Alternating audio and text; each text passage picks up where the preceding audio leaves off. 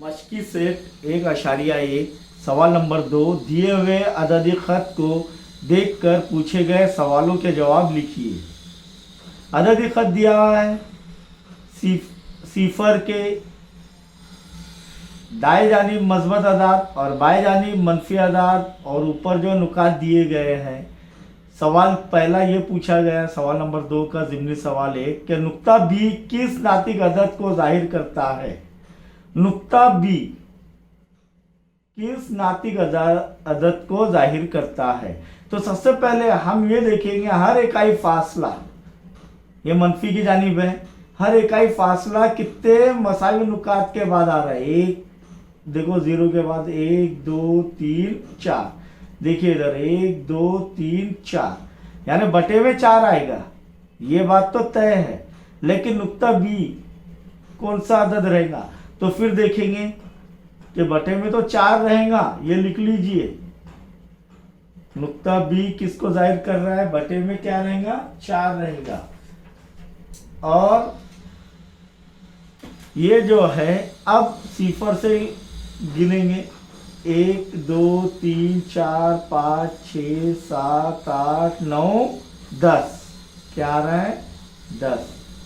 तो 10/4, क्या ये जवाब सही है? आपके मुताबिक सही है, मेरे मुताबिक गलत है, सिफर मार्क्स मिलेंगे।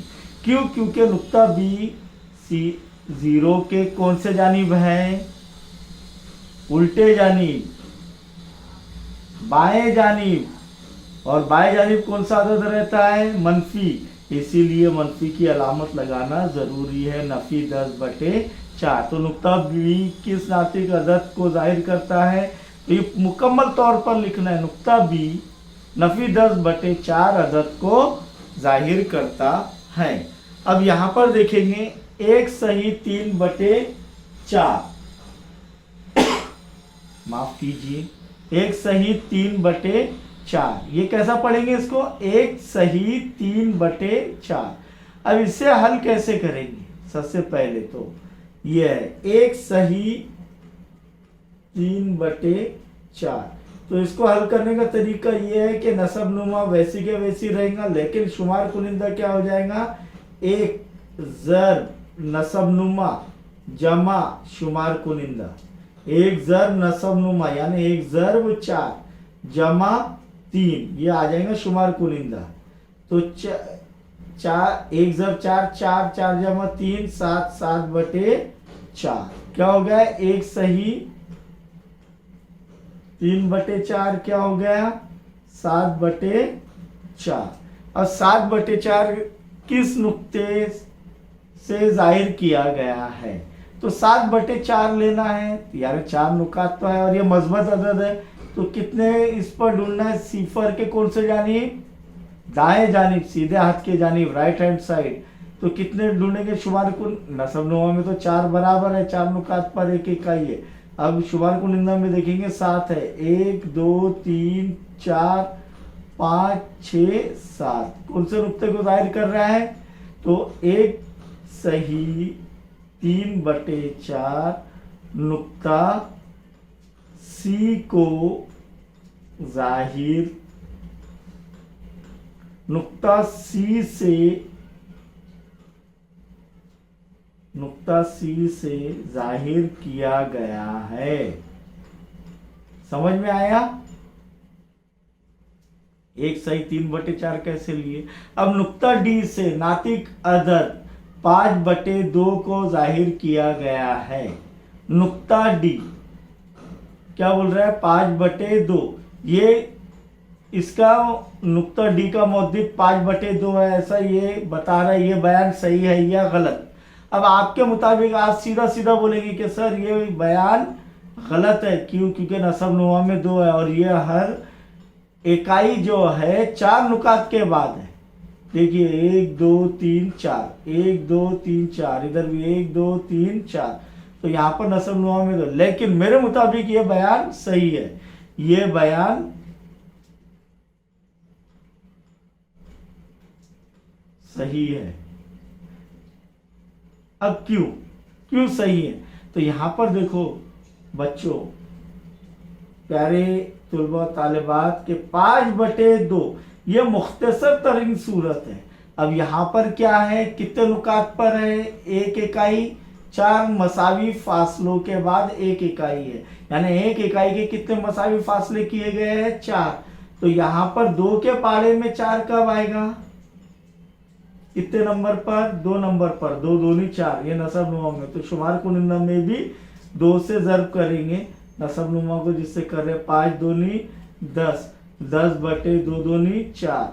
अब ये मुख्तसर हो सकता है, 0 और 4 आ रहे हैं, यानी 2 के पाड़े में आएगा, 2 पंजे 10, 2 दूनी 4, 5/2। तो ये 5/2 नुक्ता डी को जाहिर कर रहा है, यानी वो एक्चुअली क्या है, 10/4 है। तो इसलिए ये बयान सही है। अब नातिक अदाद में तरतीबी ताल्लुक यानी क्या, मवाजना। 2 पहलवान रहते हैं, एक पहलवान बड़ा है, एक पहलवान छोटा है, हम कहते हैं, समझ में आ रहा है आपके, एक बोरी बड़ी है, एक बोरी छोटी है, यानी छोटा बड़ापन या मसावियत। तो छोटा बड़ापन। अब बड़े की अलामत को समझने के लिए बड़े की अलामत ये है, अब ये कैसे समझेंगे, यानी ध्यान में कैसे रखेंगे, और छोटे की अलामत ये है, और बराबर यानी मसावी की अलामत तो सभी जानते ही ये है। अब बड़े और छोटे की अलामत कैसे जहन में रखेंगे, आपकी सीधी कोनी है, देखिए सीधी कोनी बड़े की अलामत, उल्टी कोनी छोटे की अलामत, समझ में आया, छोटे की अलामत, बड़ी कोनी अपने सीधे हाथ की कोनी बड़े की अलामत, और उल्टे हाथ की कोनी छोटे की अलामत, समझ में आया ये आपके। तो इस तरीके से ध्यान में रखना है, कभी भी बड़े की अलामत, छोटी की अलामत और ये मसावी की अलामत, और एक साथ लिखना है। तो बड़ा है, छोटा है या मसावी है, बड़ा है, छोटा है या मसावी है। अब नातिक अदाद का मवाजना करते हुए अगर एक निस्बत A/B ये निस्बत बड़ी है C/D से, तो तिरछी ज़र्ब करेंगे, A ज़र्ब D, ये भी बड़ा रहेगा C ज़र्ब B से या B ज़र्ब C से, A ज़र्ब D बड़ा रहेगा C ज़र्ब B से, अगर एक निस्बत दूसरी निस्बत से बड़ी है, पहली निस्बत दूसरी निस्बत से बड़ी है। अब पहली निस्बत दूसरी निस्बत से क्या है, छोटी है, तो तिरछा ज़र्ब करेंगे, तो A ज़र्ब D छोटा रहेगा C ज़र्ब B से या B ज़र्ब C से, A ज़र्ब D छोटा रहेगा C ज़र्ब B से। और अगर A/B मसावी है C/D के, एक निस्बत दूसरी निस्बत के मसावी है, तो तिरछी ज़र्ब करेंगे, A ज़र्ब D मसावी रहेगा C ज़र्ब B के। मसावात किसे कहते हैं, बराबर की अलामत के बाएं जानिब और दाएं जानिब जो भी चीज़ें रहती है वो मसावी है, ये जाहिर कर रही है मसावी।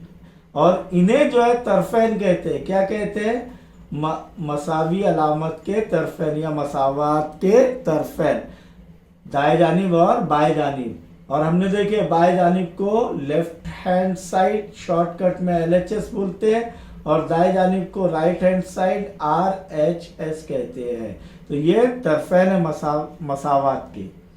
मनफी अदद मस्बत अदद से छोटा होता है, मनफी अदद मस्बत अदद से छोटा होता है। चाहे मैं जो है नफी 12 लूँ और इधर 1 लूँ, तो ये मनफी अदद है। मनफी अदद हमेशा मस्बत अदद से क्या होता है, छोटा होता है, यानी 1 बड़ा है नफी 12 से, नफी 12 छोटा है 1 से, यानी 1 बड़ा है नफी 12 से। सिफर मस्बत अदद से छोटा होता है, सिफर मस्बत अदद से क्या होता है, छोटा होता है, यानी मस्बत अदद सिफर से बड़ा होता है। सिफर छोटा है 1 से, 1 बड़ा है सिफर से, या सिफर छोटा है 2 से, या 2 बड़ा है सिफर से। फिर देखेंगे सिफर मनफी अदद से बड़ा होता है, सिफर ये मनफी अदद से बड़ा होता है, यानी सिफर बड़ा है नफी 1 से, या नफी 1 छोटा है सिफर से। और बड़े और छोटे की अलामत आप जानते हैं, मस्बत अदद मनफी अदद से बड़ा होता है। मस्बत अदाद जितने भी हैं ये मनफी अदाद से क्या होते हैं, हमेशा बड़े होते हैं। ये समझ लीजिए आप लोग।